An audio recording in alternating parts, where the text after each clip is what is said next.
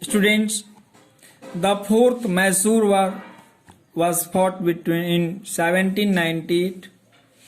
Tipu never reconciled himself to loss of half of his territory. He was never satisfied whatever he had lost because he was a great warrior. And students, brave person and great warrior never want to lose anything. And so he was always, there was always one grief in his mind. Whatever he had lost, he had made the loss. He was always ready to get whatever he had lost, you can say. So he entered into the negotiations with the France and recruited French soldiers to avenge his defeat. He wanted to avenge his defeat, whatever he had lost, he wanted to regain that. Therefore, students, he went in the side of the France. He sought help from the France, and on the other hand, Lord Wellesley, the British Governor General, asked him, told him to accept the subsidiary system, but he was not satisfied. He was not agree. He refused to do so. He refused to obey their order, and in this way, English declared war against him when he did not accept their demand. And 3 armies were sent against Tipu from 3 sides, not from one side, from 3 sides. 3 armies were sent to defeat him. From where? Bombay, which is known now Mumbai, Madras, which is known now as Chennai, and Hyderabad. From 3 places, 3 sides, 3 armies were sent to defeat Tipu Sultan. And students, he was besieged in his capital Seringapatam, where he met और martyr's death. शहीद की मृत्यु हुई उसकी. He met a martyr's death on May 4, 1799 while fighting. He got the death of a brave, you can say, of a soldier, you can say, because he did not die quietly, but he died bravely fighting in the battlefield. And the English annexed a large part of Mysore, including Kanara, Coimbatore, and Seringapatam. These following territories were mixed in the British Empire. And students, the remaining part was given to Krishna. Who was Krishna? Krishna was a Hindu prince of the royal family. Understand? And this victory completely eliminated the French threat to the British supremacy in India.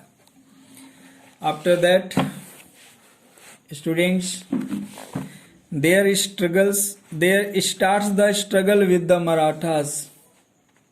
British had not to face only one community or one king.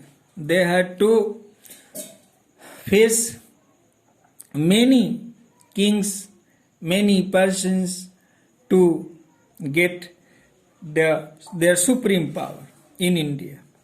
Struggle with the Marathas.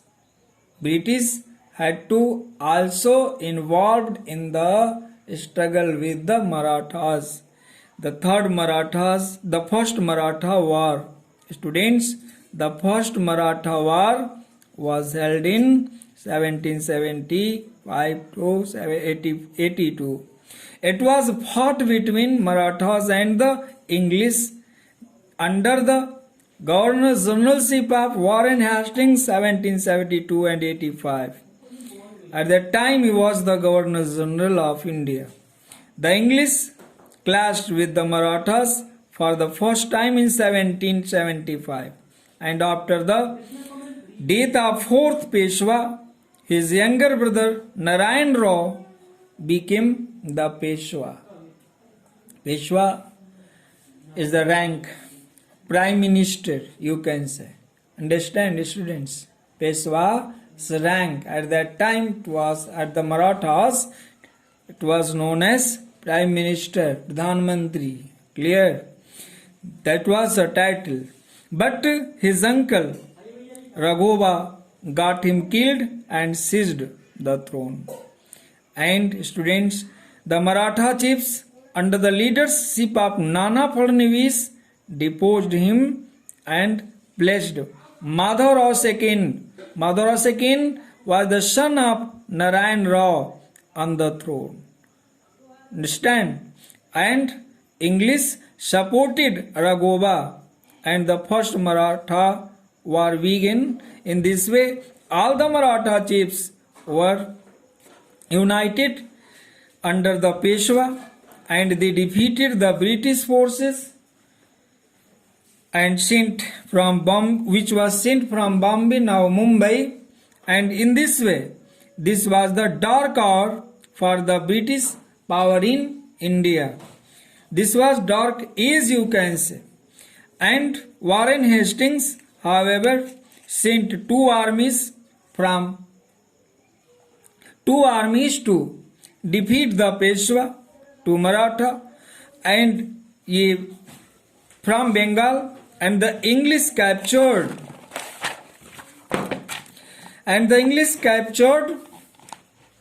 Ahmedabad in 1780. And in this way they also seized Gwalior from the Maratha chief Mahadji Scindia, and the Scindia used for peace or sued for peace.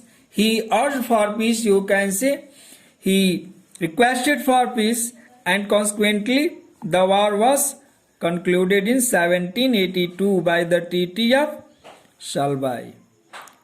Okay?